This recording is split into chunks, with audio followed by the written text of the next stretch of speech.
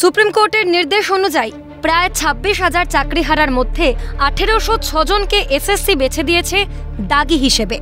সেই দাগি তালিকা সামনে আসার পরেই তালিকায় রমরমা তৃণমূল সমর্থক অথবা তৃণমূল নেতা মন্ত্রী ঘনিষ্ঠদের। অদ্ভুতভাবেই দাগি তালিকার 1806 জনের মধ্যে অনেকেই রয়েছেন পূর্ব মেদিনীপুর থেকে।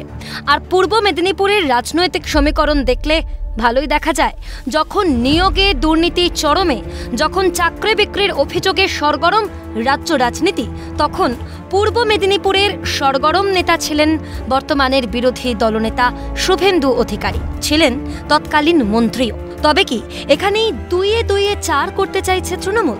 সাংবাদিক বৈঠক থেকে তেমনই ইঙ্গিত দিলেন কুণাল ঘোষ, চন্দ্রিমা ভট্টাচার্য। বলছে ওয়াকিবহাল মহল।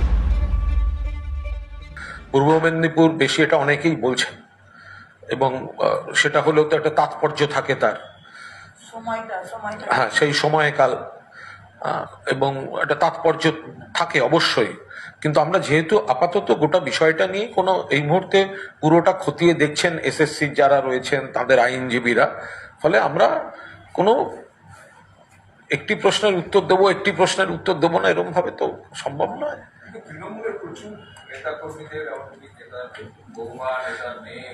আরে বাংলা যেদিকে তাকাবে সেখানে তৃণমূল, তো সুতরাং তৃণমূল রেশিওতেই সব ব্যাপারেই তৃণমূলকে বেশি দেখা যাবে।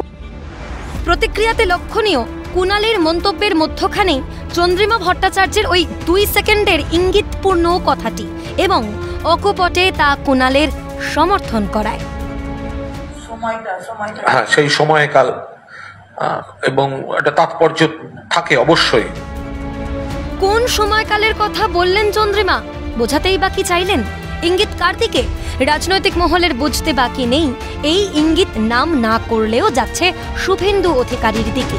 তিনি তৃণমূল ছেড়ে বিজেপিতে যাওয়ার পর বহু বিরোধীর গুঞ্জন, নিজেকে সাফ করতেই শুভেন্দুর বিজেপি যাত্রা। যে চাকরি বিক্রি নিয়ে ছি রব তুলছেন বিরোধী দলনেতা, পক্ষান্তরে কি তিনিও?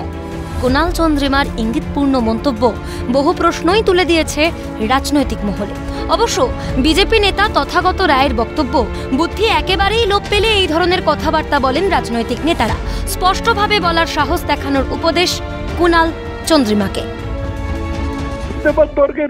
পরিষ্কার করে বলুন না, খোলসা করে বলার সাহস নেই? আপনি বলতে চাইছেন যে পূর্ব মেদিনীপুর থেকে দাগি অনেক বেশি আছে, তার কারণ হচ্ছে আমাদের বিরোধী দল নেতা শুভেন্দু অধিকারী পূর্ব মেদিনীপুরের মানুষ। তো পূর্ব মেদিনীপুর জেলায় তো 10-12টা লোক থাকে না।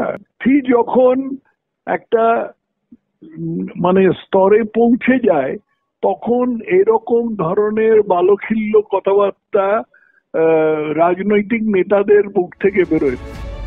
এখন দেখার বিষয়টিকে কিভাবে নেন বিরোধী দলনেতা। উত্তর মিলবে সময়। ক্যামেরায় অপূর্ব দেবনাথের সঙ্গে রাজা সাহার রিপোর্ট, ক্যালকাটা নিউজ।